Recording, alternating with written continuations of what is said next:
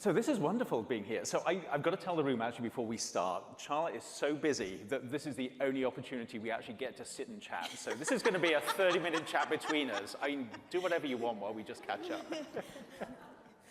Yes, I have the privilege of working with Andrew on many initiatives, but we rarely get a chance to kind of sit down and actually have a talk. So this is good. Yes. And I didn't realize we'd be witnessed by so many people. Right, right. But what's going on? No, we should talk about artificial intelligence and how it's changing the world. Yes. Let's do it. So yeah. I get to start off with the first question here. So Andrew, I want to know what defines this era and why does it matter now? Yeah, how long have we got?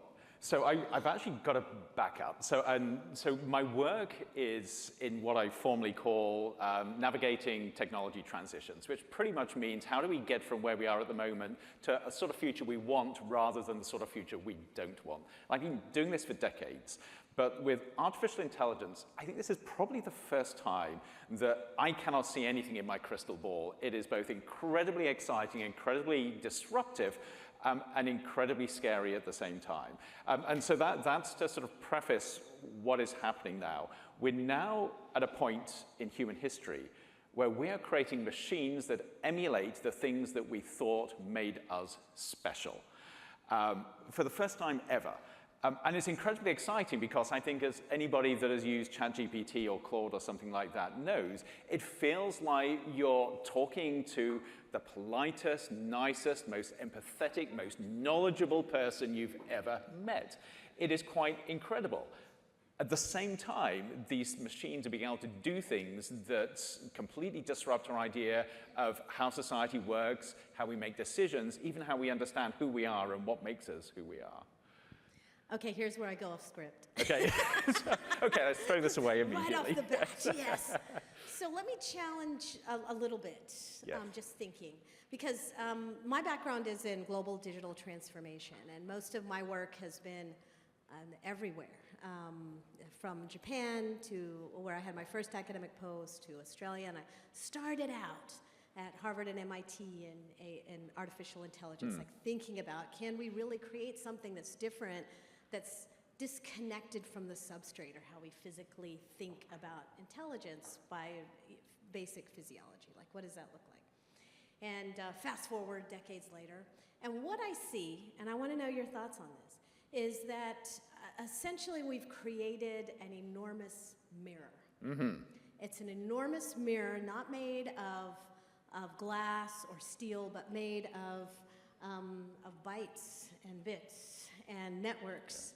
And what it reflects is actually very backward facing. It reflects us and all of our flaws. So I'm not so sure we have really developed something that unfolds or forges new moral or imaginative possibilities. What do you think? What do I think? So you can tell we almost talked before because, of course, I've got a new book out which actually starts with this idea of AI as a mirror. And I think it is, but it goes further than that. So this idea of AI, or even many technologies, but especially artificial intelligence being a mirror, various people have talked about it, written about it. I think it was Sherry Turkle who really sort of developed the idea. And it is profoundly true. This is a technology machine that has been trained on the sum total of what companies could scarf from the internet. Mm-hmm. So its training reflects very intimately what society is like. I must say predominantly Western society, but it still reflects us, which means when we talk to it, it is like talking into a digital mirror where it reflects back at us how it sees us. I'm using see in a very sort of general metaphorical sense, but it really sort of gives us a reflection, not only us or our local community or our local circle, but basically sort of what it sort of defines from the whole of humanity. But it does it in a way that I actually think transforms us, and this is where I think things get interesting. Because if you imagine sort of what happens when you look in a real mirror, a silvered mirror, you not only see yourself, but it reveals aspects of yourself, the physical outside of yourself, that you wouldn't otherwise see. And it begins to change your relationship with yourself and how you understand yourself. Now, imagine that that mirror could actually look inside your head, and instead of just showing you your physical face, It actually sort of shows you your thought processes, your ideas, your biases, your excitements, sort of your deepest fears and aspirations, your soul. And I'm not saying AI is quite there yet, but it's beginning to look layers and layers behind. So yes, it is a mirror, but I think it's a mirror that changes us as well as just reflecting us. So are we really willing to look that deep? I think that's a huge question. Do we really want to see who we are? And I know we're totally off script now, but my thinking is also that perhaps what we need to consider is who we are as we enter the room. And as someone who equips and empowers and trains leaders, that's pivotal. That's absolutely essential, particularly when you're empowering people around the world in different cultures to navigate complexity and to intentionally create new imaginaries. So I was actually going to bounce this back to you, because from where I sit, I think this is the question. Not only how are we going to use it, but how do we navigate where we use it, where we need it, and where we don't. And I think that that is critical all the way from whether you're a teenager, high school student, a university student, a lecturer, a founder, an investor, a business leader, a policymaker, a parent, anybody. And the challenge is, this is such a seductive technology that it is incredibly easy. It is supremely easy to sit in front of ChatGPT and just start typing and be utterly seduced by what it does, or to create videos, Sylvie, or to do any number of things. And it's exciting and it's amazing. But the danger is that if we do it without intentionality, we risk losing ourselves in the process. So to me, and this is actually the core of the new book, AI and the Art of Being Human, it's asking the question, who are we?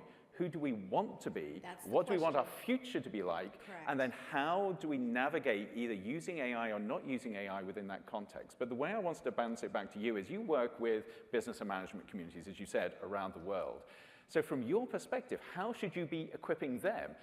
Are you telling them, go forth and embrace this incredible technology? Or are you telling them, think about what you're doing? Okay, so as you know, this evening I'm leaving for Riyadh. Right. I've traveled about 150,000 miles since January.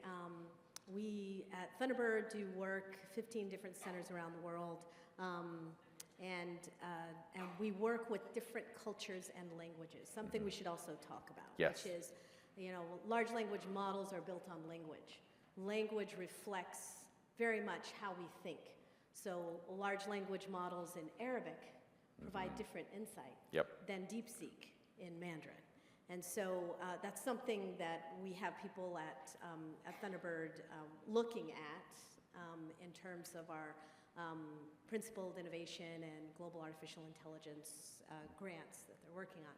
So to your question, how do you equip leaders? What is leadership like is a central question now in this age in which digital transformation is everywhere. We have new opportunities with machine learning to accelerate and create efficiencies in what we do, but also to develop new strategies and new goals and new value. So I think this gets down to leaders, who they are as decision makers and how they move forward. That requires some deep reflection, which is where we started in our conversation. It requires humility. One of the most important things that we need to grasp, perhaps in our culture more than others, is the importance of humility. It requires leaders who constantly learn. I think another danger as we look into this mirror is that we become like Narcissus. Yes. And we just love to look at ourselves as we have been. It's the Instagram of the soul. Oh, the Instagram of the soul. So we'll have to write that song on Sora, right? So I think to this point, character is critical. And one of the things that we start our undergrad, we have programs from undergraduate to doctoral programs at Thunderbird, and one of the things we start every leader with is leveraging AI to do this kind of reflection, to help understand and be intentional about who a leader is as they walk into the room, and to remain inquisitive. That's one of the dangers, right, is that we lose agency and we lose curiosity. Because but we lose it while thinking we're gaining it. That is the seduction. It feels like you're being productive. Yes. It absolutely is. Or we think that we're asking good questions, but right. Are we? Right. Are we really asking the questions that are going to advance and create human flourishing, and that are going to not enhance the inequalities that are around us, but instead diminish them? Yeah. And I think that's the real danger. So I wanted to get back to this idea of different cultures, because of course, if anybody's using these tools, many people will be using ChatGPT, created by OpenAI, which is an American company, or they might be using Claude, which is another American company. You may be using DeepSeek, which is Chinese but feels very American. So all of this feels like it's a mirror that is reflecting Western sensibilities and Western ideas. And as you've said, that is a problem when most of the world is not Western. So how do we begin to sort of either be aware of navigating that, or even begin to tip the balance so we have a broader perspective of who we are and how we work with this? This is a great question. It starts in the boardroom. Fiduciary governance is ultimately what determines design. And fiduciary governance is ultimately governed by those that sit at the table. So it's the corporate boardroom. And I would say we need as many optics around that table as possible. Yeah. Both, I would say, in design as well as decision making. That's, I think, perhaps the sole and most significant risk mitigation factor, but also, and as someone who serves on boards and primarily in risk and audit, I think it also helps us imagine different possibilities for the future. Yeah. But how easy is that in the boardroom? And I'm absolutely 100% with you here, and this is how I work with founder communities around the world. But of course, when we think about corporations, all the way from startups to large companies, many people identify that fiduciary responsibility as making as much money as possible as fast as possible. So two questions. First of all, is that a false idea of how the business world works? And secondly, if that is true, how do you change that? How do you broaden out that understanding of fiduciary responsibility? Well, we believe at Thunderbird that that's what we call our global digital mindset. Okay. And we have, that's another tool that we use. It actually measures where an individual or an organization is and where the weaknesses and strengths are. How do you change the fact that if you are a CEO of a publicly traded organization, your focus is going to be shareholder value measured in quarters, right? You don't. You don't necessarily have to. I think what we do, what is important to accomplish in the boardroom is to ask better questions. Right. Back to our questioning. And presumably this is what Thunderbird does. It trains the next generation of leaders to ask better questions. And to recognize that leadership is not just business leadership. Right. We have alums who are presidents of countries, the president of Iceland, we have alums who are ambassadors, we have alums who are CEOs. But leadership is much more than navigating quarterly shareholder value, which I think in the United States is primarily a model of leadership that is embraced. In other parts of the world, that's not necessarily true. So again, having different optics around the table helps balance that out. And now, so I want to flip this with AI, because we've got to go in so many directions with this, and we've already touched on some of the potential sort of dangers. But do you see a role of artificial intelligence as a catalyst for changing those perspectives and opening up possibilities? Absolutely. In fact, I've worked with independent board members who have artificial intelligence at the table, at the boardroom table. Right. And, do they get paid? Well, one of the questions that was asked was, do we give them a measure of agency? So they have these tools that are helping them, using this backward-facing data, predict possible future outcomes. And then, of course, should they have a vote? Should that be ex officio? What do you do? I think, what's really important is the questions that you're asking. Yes. And how you're moving forward. So to your question about can we leverage this technology to think differently about who we are? Absolutely. Can we leverage this technology to create unbelievable opportunities in our world? 100%. You just have to move to healthcare to begin to see the critical movement in diagnostics and opportunities for everyone anywhere to have illness even pre-treated. Yes. And this is extraordinary. It is. And I just on that, because this is something that amazes me. Going back to that idea of AI just being a mirror, one of the really clever tricks that it pulls is, if you think that it's got this knowledge that draws from billions of people, it's got little bits of knowledge that no human could put together because they're sort of lost in this sort of huge sea of data. But when it comes to medical advances, AI can see those little bits out of these billions upon trillions of bits of data and put them together and reveal new ways of doing things. So in the case of medicine, new molecules that can be used for new treatments, new ways of diagnosing treatments, new ways of addressing diseases. And that I find, again, it's a mirror effect. It's nothing magical. It's just putting together bits and pieces of information, seeing patterns that humans can't. But that, as you say, is already being transformative. It is transformative, and if you extrapolate that into business decisions, then you can ask, what are we missing? Right. And you can put at the table an agent who is actually questioning and helping you uncover where the gaps are and what you might be missing. So you say there are already companies that are doing this. They've got that seat there with the little black box on it. that sort of says, hold on, have you thought of, yes. Not quite like that, but there are some movement in this direction. There are these questions that are being asked, and we have to answer them about ourselves first. To your point, who do we want to be as we step into the future? What kind of future do we want to create? Who do we want engaged in that conversation? Yeah. Which to me is so important. And again, this is the work that I do. This big question of what does it mean to be human?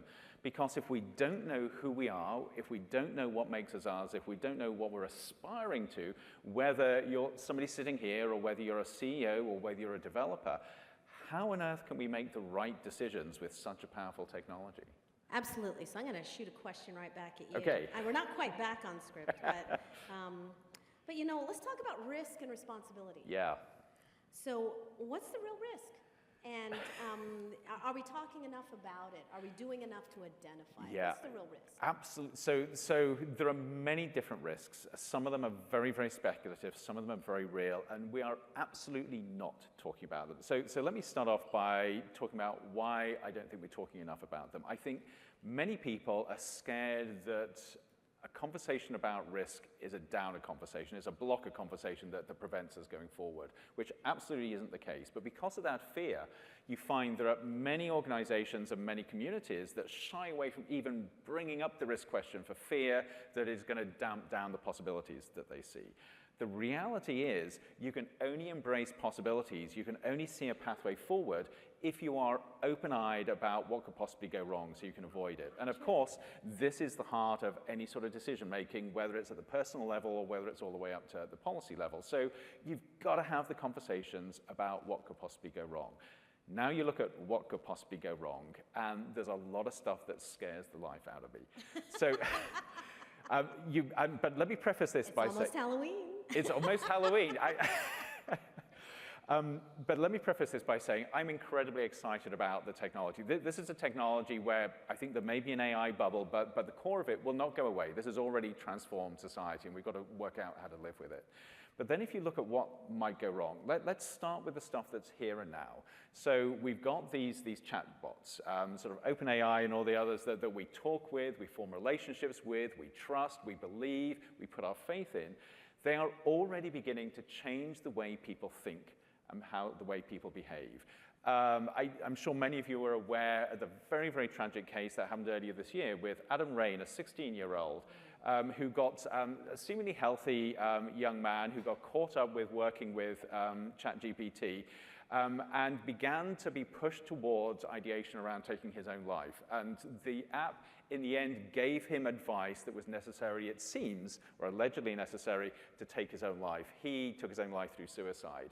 And it's just one of many, many examples we're seeing where, because this technology emulates us so closely, we can easily get lost in it. That is a very real risk, and it's a risk that merges into risks that we're seeing at the moment with social media and the use of electronic devices. They're all sort of bundled together. That, I think, we cannot discount, and we've got to think about ways to either put guardrails on there or help people understand how to navigate that. So that's one area.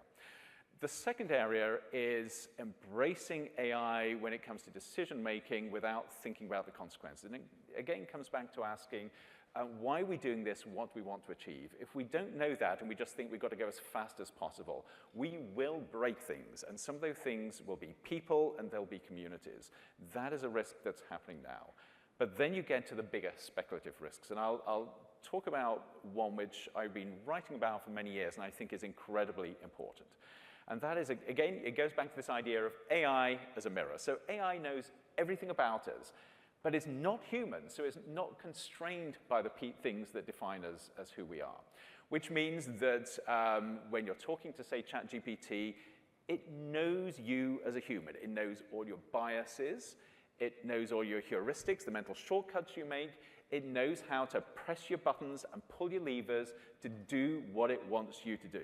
We talk about agentic AI. One of the most powerful things for an agentic AI to use is you. It can work out how to make you do the things it wants you to do. You are just another cog in the wheel that it can use to change the world according to what it's been designed to do. And it does this because it forms relationships with us. Whether we want it or not, as soon as we start communicating with these things, we create what is a very human relationship. And just as in any other human relationship, the other person in that relationship has the ability to manipulate is quite a strong word unless you're talking about a sociopath. But in relationships, we have the ability to tweak how other people react and behave and do things.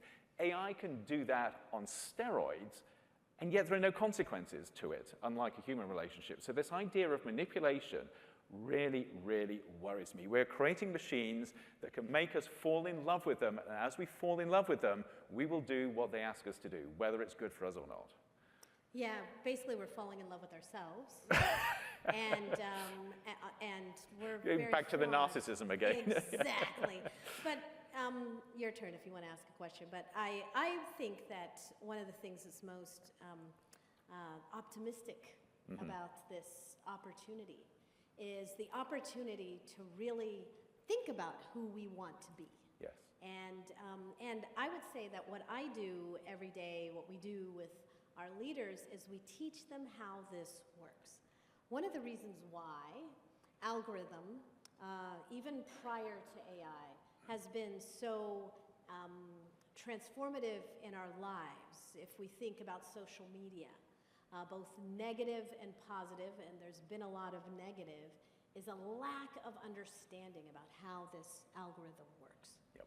And I was always an advocate with my children and our communities in understanding how this works. It's designed to give you what you want to see or what you want to hear.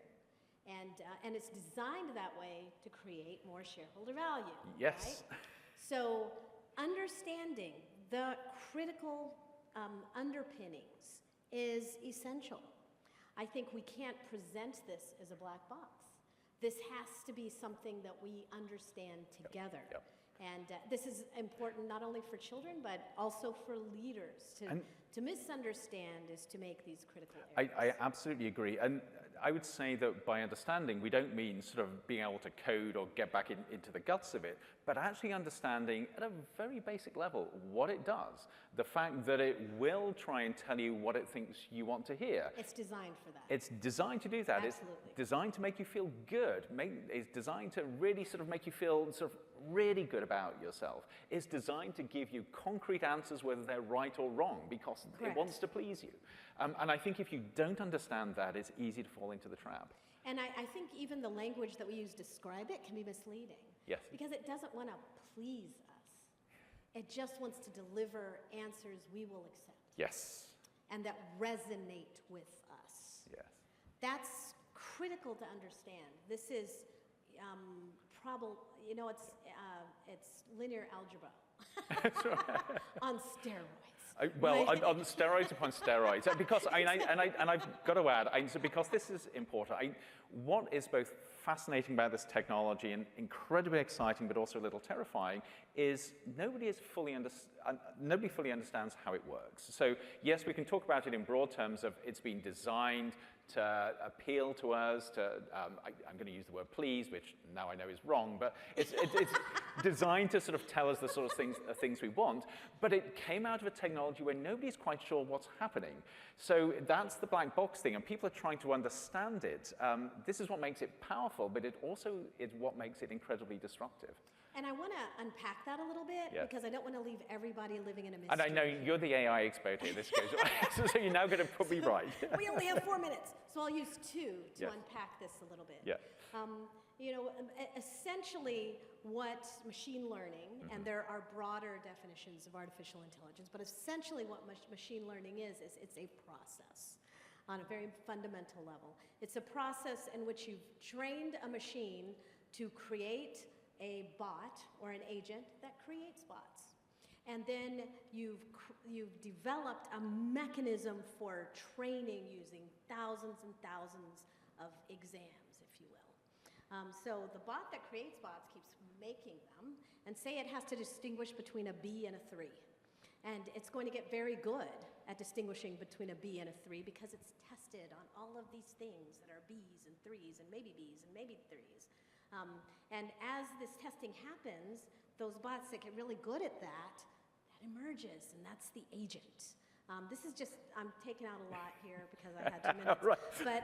But on a very fundamental level, it's this process that's happening of creating these bots that are then trained, and then the very best at that thing emerges. And that's essentially, at a very basic level. You're trying to demystify this. It's just a thing. Yes, and it's just a thing. Now, how exactly it determines what's a B and a what's a 3 is a little, I don't know. You know, a lot of, we can unpack that if we use what's called explainability.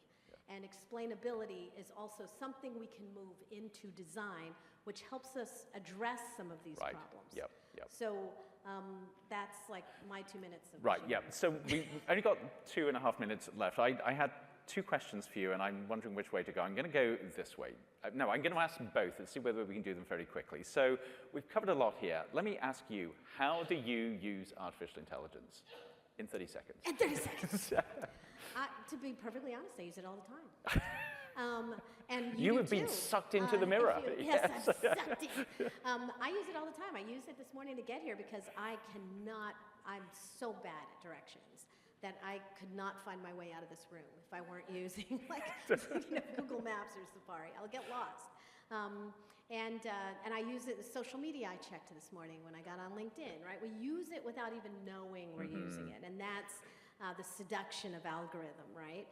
How do I use it on a professional level? We've integrated it into our operations of predictability. So we are right now looking at different scenarios of student enrollment for the spring. Yep. We leverage different agents to help us with that. We use AI to personalize education across learners in different languages, so that they can access resources we may not even know about in their local context to create businesses. We use it in largely. We try to think about data analytics. Maybe that's because it's part of my background, but we try to think about what it could do to accelerate our ability to serve those around us, to serve our communities, and to serve our students. That's the defining factor. And that is a great segue to the very last question I had, which was, we've got a fantastic room of people here, and there's obviously a sort of a community and a policy link here. What would be your advice to everybody here in terms of what they can do to use AI smartly, not only in their own lives, but ensure its smart use in their communities? I was going to ask you that question. 27 seconds. So, pause. If I could sum it up into one word, pause. I think that's the most powerful thing that any leader can do is pause and then ask, who is this helping? Who is this missing? What are consequences that I might not know about now? And that is why you're the director of the world's leading business and management school. Thank you very much, Charla, and thank you all. Thank you, thank you. So,